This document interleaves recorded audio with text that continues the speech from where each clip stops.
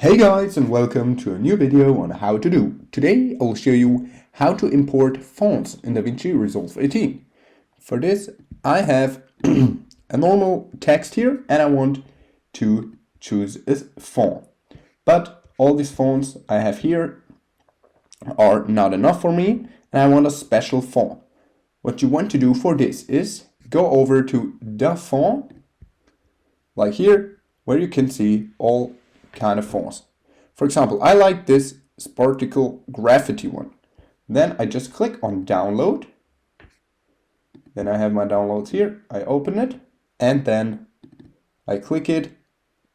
And now you can see the font. You can just click install font.